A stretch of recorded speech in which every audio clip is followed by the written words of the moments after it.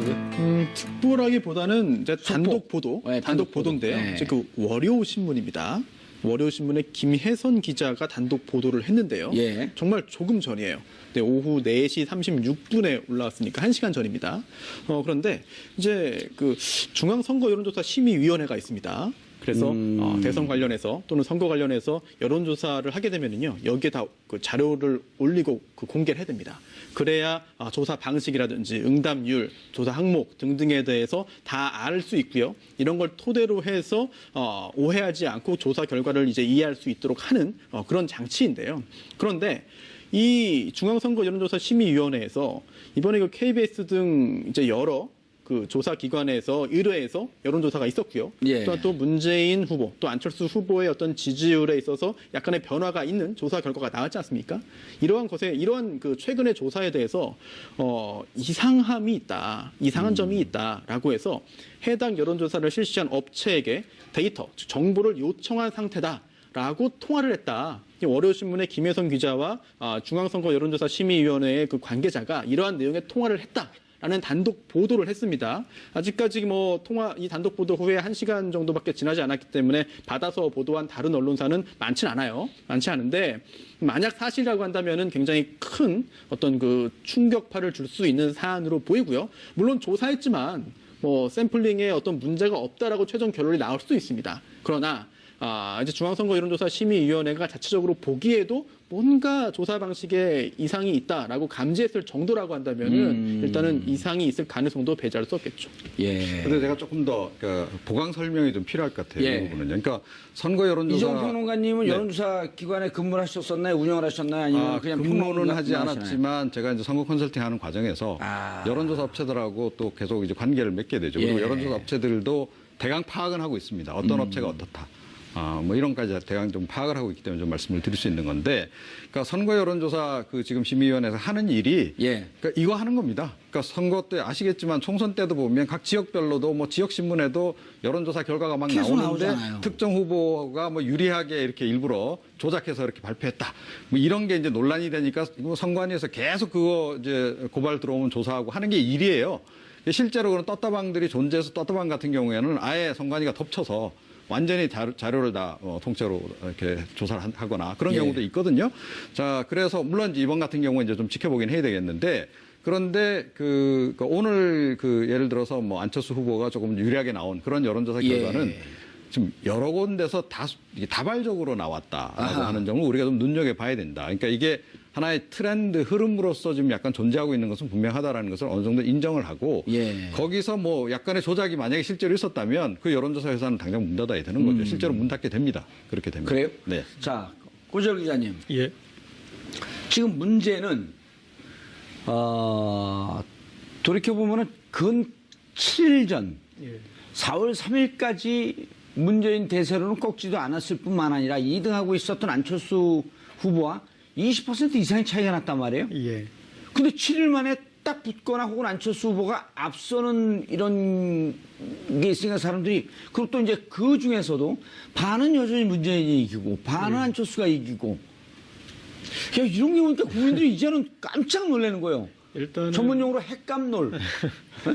일단은 지금 이제 지금 행해지는 여론조사의 문제점의 절반은 언론 몫입니다. 그러니까 저널리즘의 문제. 그러니까 여론조사에 대해서 너무 경마식 보도를 하면서 여론조사를 너무 과대평가하고, 그리고 지켜야 할 기본적인 것들, 그러니까 통계학적으로 무의미한 격차를 이겼다, 앞섰다 이렇게 할 수가 없는 표현들을, 그러니까 오차범위 안에 있는 것들을 앞섰다, 뒤졌다 이렇게 할 수 없거든요. 그런데 이제 오차범위 안에 있는 것도 그렇게 표현하는 등 이렇게 저널리즘의 기본적인 문제가 있고요.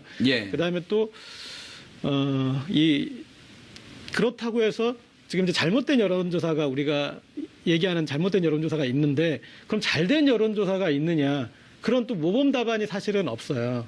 그러니까 일정 정도의 응답률이 나와야 되는데 그 응답률을 통계학자들이 얘기하는 응답률 20% 정도를 만족시키는 여론조사도 사실은 거의 없고, 그리고 또 여론조사 이제 방식의 문제가 지금 계속 변화하고 있지 않습니까? 예전엔 유선 전화만 하던 것이 그다음에 이제 무선 전화를 포함하느냐 안 하느냐 그런 여부가 문제가 됐고 그다음에 전화를 이제 지금은 비용을 줄이기 위해서 사람이 하지 않고 기계가 녹음된 걸 해서 사람이 이제 입력하는 방식으로 이렇게 바뀌지 않았습니까? 그러면 예. 이게 또 정확하냐 안 정확하냐 이렇게 계속 그 논쟁의 이런 와중에 여론조사의 어떤 그 비중만 커지고 그리고 사실은 이제 어떤 이 정치적인 국면 변화가 있을 때 여론조사가 어떻게 일견하느냐에서 사실은 거기가 기술을 쓸 수 있는 여지가 있습니다. 예. 어떤 식으로 질문을 던지고 어떤 식으로 하느냐에 따라서 지금 어차피 나타날 것 같은데 그 변화를 극대화해서 보여주는 기술이 있어요. 그런데 그렇게 했을 때 여론의 뒤에 쏠림 현상이 나타나는 거죠. 뭐냐면 이를테면 샤이 안철수가 그동안에는 그런 자기 표현을 안 하다가 더 표현을 하게 만들거나 이제 그런 부분들이 나타나면서 그게 이제 사실상 또 실현되게 만들어버리는 그래서 저널리즘과 정치공학과 그 어떤 여론조사 조사 방법 문제가 복합적으로 지금 존재하는 것 같습니다. 예. 이종원 평론가님, 이게 이제 폭발적으로 이 문제에 대해서 관심이 증폭됐을 때가 4일날 조사했던 아까 이제 예를 들어 말씀하셨던 리얼미터도 여기로부터 이제 얘기가 쭉 나오는 건데 내일신문과 디오피니언 보수 중도 후보 단일화 전제로 양자 대결 결과를 물어봤단 말이에요. 네. 그리고 거기서 나온 결과 어떻게 거기서 조사한 것이 문제가 있었고 그럼 리얼미터 대표가 그거에 대해서도 반박 얘기를 했고 이 과정을 한번 좀 설명을 좀 해줘 보시죠. 이번에 내일신문에서 나오면서 내일신문에서 네. 양자 대결에서 완전 처음으로 뒤집힌 결과가 나왔거든요. 네. 그때부터 이제 문제가 빡 터졌단 말이에요. 그러니까 이제 양자 대결이 불가능한 상태에서 기본적으로 이런 거 아닙니까? 그러니까 양자 구도가 아닌데 예. 양자 구도라고 하는 것을 인위적으로 설정해서 여론조사를 실시하는 것 자체가 약간 의도성이 있는 거 아니냐라고 이제 볼 수 있는 부분이 있는 거죠. 예. 이제 거기서부터 이제 논란이 출발하는 거고요. 그 다음에 이제 그러다 보니까 이제 조사 방법 얘기도 나오고 뭐 ARS의 정확성, 부정확성 이런 논란까지 막 불거지고 있는데. 그러니까 그 조사에서는 무선전화 조사 보통 요즘 네. 무선전화가 한 60%쯤 들어갔는데 네. 하나도 안 넣었단 말이에요. 뭐 이제 무선전화 비중이 낮았다 뭐 이제 이런 얘기들을 이제 한단 말이에요. 그런데 그거는 사실은 조금 이렇게 지금 다소 지엽적인 문제에 속한다고 지엽적인 생각합니다. 그래서 문제인가요? 그러니까 양자 대결을 지금 여론조사하는 것은 지금 더 이상 안 하잖아요. 자, 그런데 예. 문재인 전 대표 캠프 쪽에서 사실 눈여겨봐야 될 대목은 이번 주에는 다자로 다 조사를 했단 말입니다. 예. 양자 대결 하도 이제 문제가 있다라고 지적을 하니까. 예. 근데 양자 대결 구도를 한 상황에서도 문재인 전 대표와 그러니까 다자 대결, 그러니까 예. 이제 오자 대결 기본적으로 한 상태에서도 이게 문재인 전 대표와 안철수 후보의 이제 이 지지율이 각축을 이제 보이는 이런 상황이 나오니까 이게 이제 비상이 걸린 상황인데요. 근데 지난번에 양자 대결 여론조사 결과는 좀 부정확하게 나왔던 측면이 없잖아 있다라고 저는 생각해요. 예. 조사 방법상의 약간 부적절성도 있고 그럼에도 불구하고 그러니까 다자 대결 구도로 해서 다수의 여론조사 기관에서 결과가 나온 것은 우리가 좀 중요하게 봐야 된다. 그리고 예. 또 하나는 뭐냐면 그러니까 단발성으로 실시하는 여론조사 결과와 계속 그 여론조사를 실시하는 여론조사기관의 조사 결과는 좀 달리 봐야 된다는 겁니다. 조금 전에 말씀하신 뭐 리얼미터라든가 한국갤럽이라든가 또 이렇게 계속 이제 여론조사를 실시하는 기관들이 있잖아요. 그러니까 예. 일정한 기간 동안에 계속해서 이제 그런 경우에는 이제 추세를 보여준단 말입니다. 그래서 사실은 지금 뭐 전문가들 사이에서는 그 추세를 보여주는 정도의 약간 그 검증된 여론조사 기관 것이 아니면 잘 인용을 안 하려고 하는 경향성도 있다. 이런 말씀도 좀 함께 드립니다. 예. 손 변호사님. 좀 전에 말씀하신 그 내일신문 여론조사, 예. 내일신문을 의뢰하고 디오피니언이 조사한 결과입니다. 예. 여기에 대해서도 여러 의혹을 가지시는 분들이 꽤 계세요. 예. 특히나 1대1로 네. 했는데 처음으로 안철수가 네. 이긴 거죠. 그리고 예. 그 후에 조사 결과에 따라서 그 후에 더욱더 안철수 후보에 대한 지지세가 더 커졌다라는 점을 부인할 수 없거든요. 그렇다면 이 조사가 과연 공정했느냐 또는 그동안의 그런 업계에서 인정하는 방식으로 되었냐 여부도 확인할 필요는 있거든요. 확인해줘. 그거. 네, 그러다 보니까 이게 무선전화 조사가 아예 없었다는 점. 그리고 또 무선 전화라고 하면 핸드폰이죠. 네, 그렇습니다. 예. 그래서 그렇다면 무선 전화 없이 유선 전화만 했냐? 그것도 아닙니다. 유선 전화에다가 인터넷 패널 조사를 더했습니다. 유선 전화가 40%, 그리고 인터넷 패널 조사가 60%거든요. 그게 뭐 물론 잘못된 방법이다라고 단정할 수는 없겠습니다만, 일단 다른 업체에서 하는 것과는 약간의 차이가 있는 부분도 있습니다. 그러다 보니까 의혹을 가지시는 분들도 계신 거죠. 예. 뭐 저는 문재인 후보가 이기다가 갑자기 졌기 때문에 이상하다라는 말씀을 드리고 싶은 건 아니고요. 다만 이 조사가 기존에 있었던 그런 보편적인 방식과는 조사와는 전혀 약간의 차이점은 있다. 그러니까 원래 이런 방식은 그 전에 유선 전화가 많을 때 네. 유선 전화가 전체 사용에 뭐 한 80~90%가 됐을 때 이런 방식을 쓰는 경우가 있는데 요즘은 무선 전화, 이렇게 핸드폰을 최소한 60% 이상 넣는 거로 이렇게 알려져 있단 말이에요. 왜냐하면은 무선 전화로 조사해야 그게 더 정확하다. 이 점에 대해서는 사실 업계분들도 다 공통적으로 인식하는 것 같아요. 예. 그런데도 이제 유선과 무선을 잘 섞어서 이제 적절한 비율로 하고 있는데 물론 이게 무선 전화로 100% 하지 못하는 경우도 있습니다. 왜냐하면 국회의원 선거나 이렇게 지역구가 있는 지역구가 안 경우에는 나오니까. 그런 경우에는 누가 가지고 있는지를 모르니까 못 하는데 사실 전국 단위 선거잖아요. 대통령 예. 선거는. 그렇다면은 무선 전화의 비율을 높여도 문제가 없을 것 같은데 굳이 무선 전화를 아예 배제하거나 아니면 무선 전화의 그런 비중이 매우 낮거나 했을 경우에는 물론 이게 의도적으로 여론을 뭐 왜곡하려는 시도는 아니겠습니다만 보다 더 정확한 시도를 하기 위한 노력을 완전히 다 한 것도 아닐 수 있다. 이런 예. 의혹을 가질 수도 있는 것이죠. 근데 사실은 이제 디오피니언 같은 경우에도 꽤 오래전부터 여론조사를 해온 업체입니다, 일단. 예. 그리고 이제 사실 여론조사 기관들이 최근에 약간 위기감들을 느끼고 있어요. 그러니까 조금 전에 왜 말씀드렸듯이. 무선을 안 했을까요, 근데? 그러니까 자꾸 안 맞는다는 거죠. 이게 틀리다 총선 때도 보니까 다 틀렸잖아요. 이런 방식도 해보고 저런 방식도 지금 해보는 과정입니다. 자기 나름대로 그러니까 논리를 구성해서 이렇게 하면 좀 더 정확하지 않을까 이런 생각을 하는 거예요. 그러니까 사실은 이제 그래서 최근에 유선전화 비중이 조금 높아지는 이 결과들이 조금씩 나와요. 그걸 가지고 왜 그럴까라고 또 이제 문제 제기를 하는 분들이 있을 수 있습니다. 그런데 여론조사 업체들은 아마 나름의 고충이 있을 겁니다. 뭐냐면 그러니까 보수 쪽에 있는 샤이 보수들이 응답률이 뚝 떨어졌다는 거예요. 그러니까 그 사람들에 대한 응답률 부분을 약간 찾아내려고. 보정을 해주려다 보니 유선전화 비중을 높였을 가능성이 좀 없잖아 있다라고 저는 보고요. 예. 그리고 그러니까 디오피니언을 택한 방식도 그러니까 결국은 이제 유선전화 그러니까 ARS를 해서는 응답이 제대로 안 나오기 때문에 이제 그 전화 교환원을 동원해서 이제 유선 전화를 하고 그리고 이제 무선 전화 부분을 보완하려고 했던 것이 이제 인터넷 패널 부분을 보완하려고 예. 했을 겁니다. 이 방법이 그러면 정확하냐 아니냐 하는 것은 아마 디오피니언도 약간 좀 리스크 테이킹을 좀 하고 있는 거로 봐요. 그러니까 이렇게 해서 이번 대선에서 만약에 그런데 하나 다 틀려버렸다. 예. 그러면 사실 디오피니언 앞으로도 굉장히 어려워지는 거죠. 의문이 하나 생깁니다. 예. 제가 여론조사를 잘 아는 사람은 아니지만 그냥 국민의 한 사람으로서 의문이 있는데요. 국민의 한 사람으로서 네. 전문가로 나온 건데 여기. 여론조사 전문가는 아니에요. 예. 네, 아닌데 이게 샤이 보수의 응답률이 낮기 때문에 이 부분을 보정하기 위해 유선 전화의 비중을 높였다라고 예. 한다면 지금 이 디오피니언 조사는 무선 전화는 아예 없고 유선 전화 중에는 유선 전화만 있습니다. 그렇다면은 애초에 뭔가 설계가 들어간 거 아닙니까? 그런 의혹 가질 수 있는 거 아니 아닌가요? 그러니까 그래서 그건 이제 뭐 지금 이정훈 평론가님의 판단이고 둘이 싸울 거면 이제 다른 방송에서 싸우시면 되고요. 아니 이 얘기를 제가 물어보려고 그랬는데 이 평론가님 한 여론조사 전문가가 이 부분에 대해서 이렇게 비판을 해요.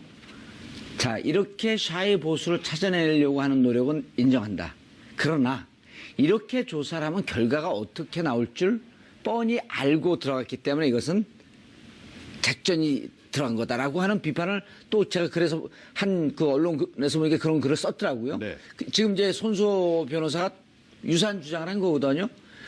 몰랐을까 이렇게 나올 줄은 아니면 만약 아까 얘기했듯이 보정을 하기 위해서 어느 정도 근접하기 위해서 했으면은 이걸 굳이 발표할 필요가 있을까 하는 이제 이런 궁금한 쯤이 드는 거 아니에요. 네. 그런데 저는 사실은요. 그러니까 문재인 대세론일 때도 그렇고 지금도 그렇고 예. 여론조사 결과를 100% 신뢰를 안 합니다. 기본적으로.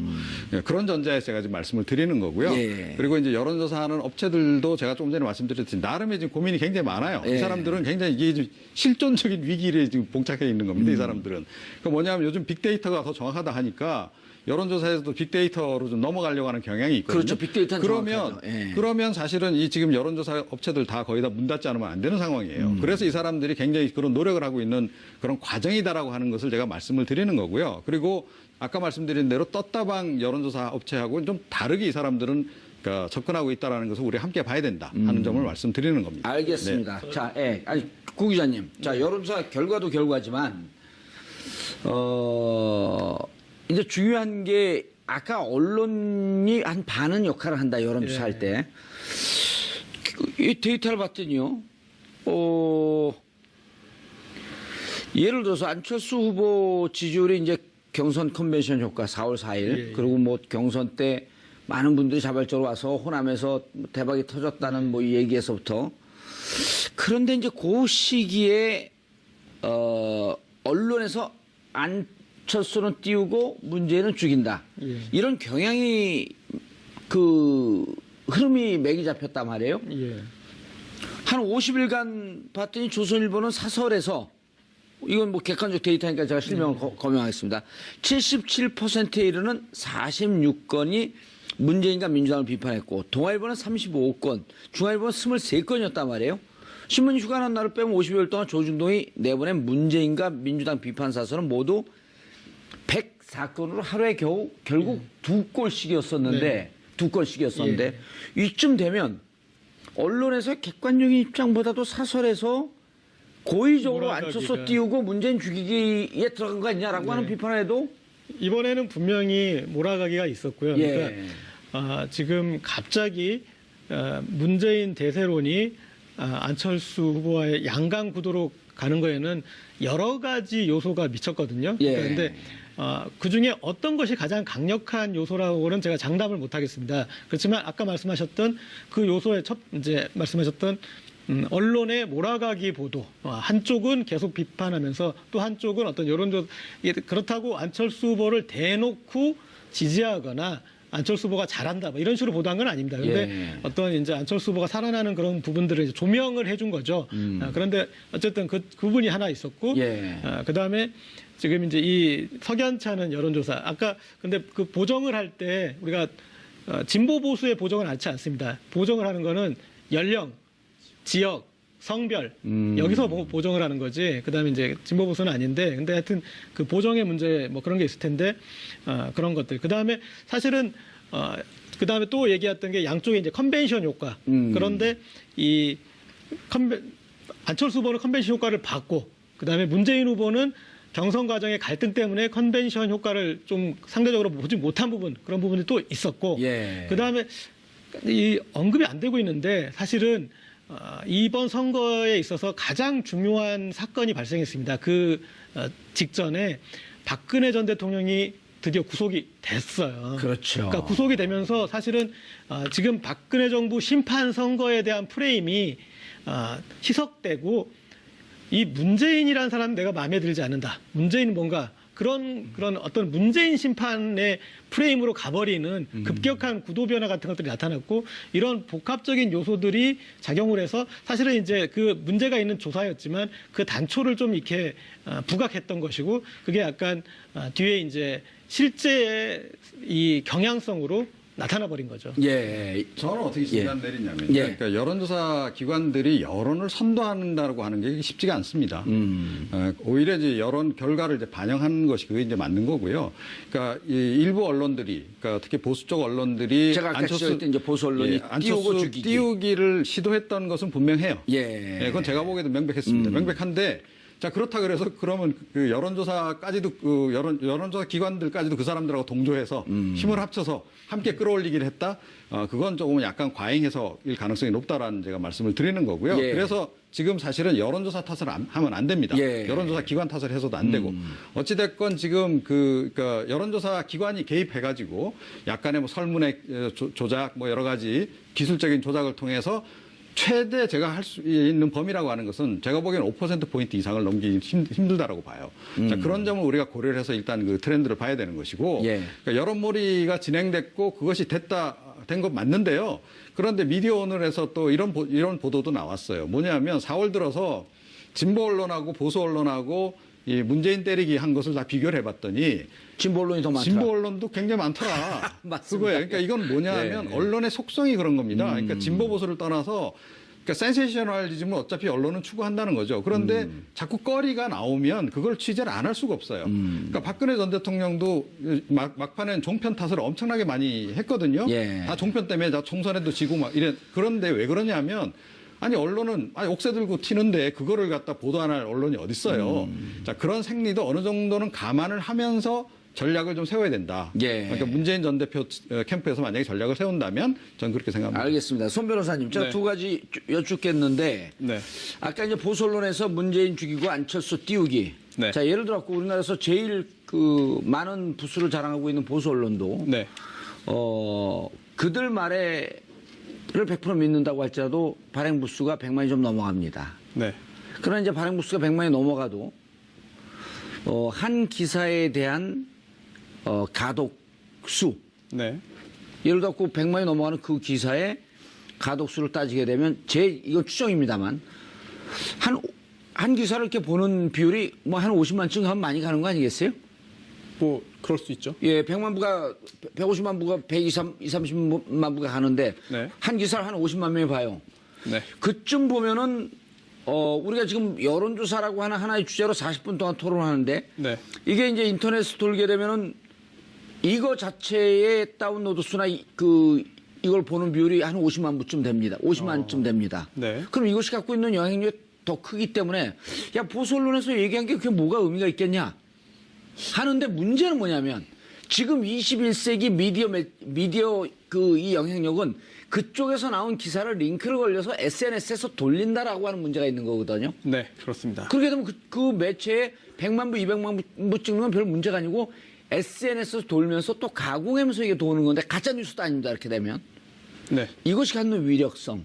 네. 그다음에 이제 아까 또 그 여론조사 탓만 할 수도 없다는데 이제 두 번째로 다자구도 들어왔을 때도 여전히 교묘하게 이렇게 하는 거 보면은 유선전화 비율을 여전히 많이 두면서 조금 의도가 이렇게 들어가 있는 거 아니냐 하는 이런 느낌이 든다 말이에요. 그거 네. 어떻게 생각을 하세요? 우선 첫 번째로 언론 매체의 영향력은 예. 여전히 있죠. 게다가 아까 SNS로 돌아가면요. 종이신문이라 하더라도 예. 종이신문의 발행 부수가 예전만 하지 않고 영향력이 떨어졌다 하더라도 이게 포털 사이트를 무시할 수 없습니다. 결국은 그 기사가 이제 그 인터넷 포털에 상에서 올리고. 뭐 휴대전화를 켜거나 뭐 사무실에서 또는 집에서 인터넷 포털 사이트만 들어가면은 바로 기사가 다 보이거든요. 게다가 포털 사이트가 뉴스를 선정해서 이제 제일 이제 첫 화면에 이제 선정을 해서 보여주는데요. 예. 그 어떤 기사가 걸리느냐에 따라서도 미치는 영향이 큽니다. 또 그러한 그럼 이제 또 포털에 약간 살짝 기술과 작전이 들어갈 수도 있겠네요. 뭐 그렇게 믿고 싶진 않습니다만 의도한다면 그렇게 뭐 가능성을 배제할 수는 없겠죠. 내가 얘기했는데 좀 믿어주면 안 될까요? 네? 그렇게 보시면 너무 슬플 것 같아가지고, 네. 그래서 이런 포탈, 또 예. 의원님 말씀하신 대로 SNS를 통한 그런 전파까지 예. 생각한다면은 기사의 논조가 어떤지, 또 기사가 의도적으로 한 것은 아니겠습니다만 사실관계를 약간 부정확하게 썼다면은 그로 인해서 왜곡되는 여론도 굉장히 심각할 수 있습니다. 예. 따라서 신문사의, 종이신문사의 어떤 그 영향력은 여전히 강력하다라고 볼 수 있겠고요. 또한 두 번째로 유선전화 관련해서요. 예. 조금 전에 그 이정훈 그 평론가님께서 이런 말씀하셨죠. 여론조사 기관도 본인이 자사의 결과가 틀리면 존망에 영향을 미치기 때문에 당연히 맞추기에 노력한다. 맞습니다. 저도 여론조사 기관의 어떤 그런 그 선의를 의심하지 않고 당연히 말씀하십시오. 예.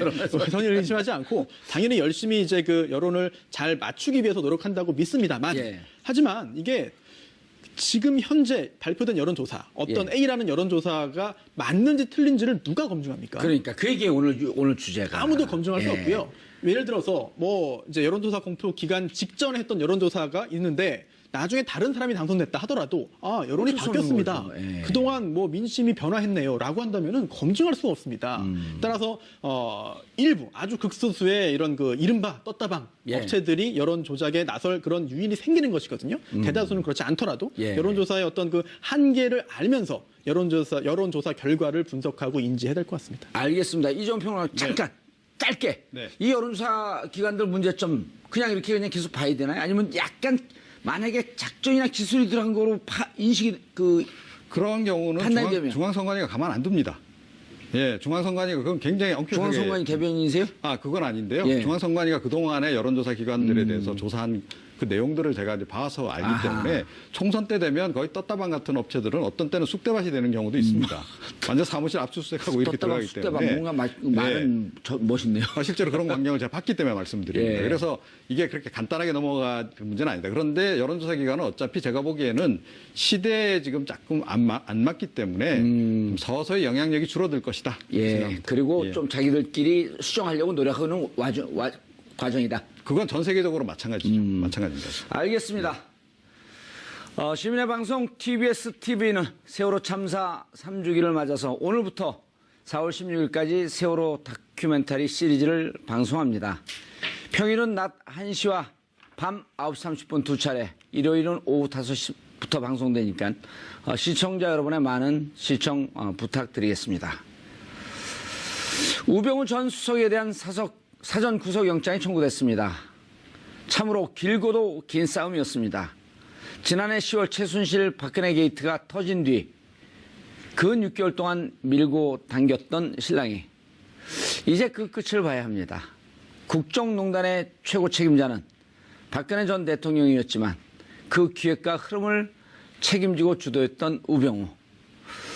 본인은 아니라고 끝까지 주장하지만 국민들 눈높이에서는 손바닥으로 하늘을 가리는 꼴입니다.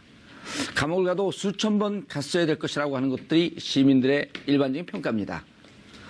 천라지망이라는 말이 다시금 떠오릅니다. 하늘의 그물은 듬성듬성하지만 결국 피할 수 없다는 뜻입니다. 우병우 전 수석이 숨을 곳은 1.9평 감옥 외엔 없을 것이라고 하는 점이 바로 국민들이 바라보는 시각일 것입니다. 내친김에 한마디 더 드리면 옛 우리 조상님들께서 심판할 때 하던 말이 있습니다. 내 죄를 내가 알렸다. 4월 10일 월요일 정봉주의 품격시대 마치겠습니다.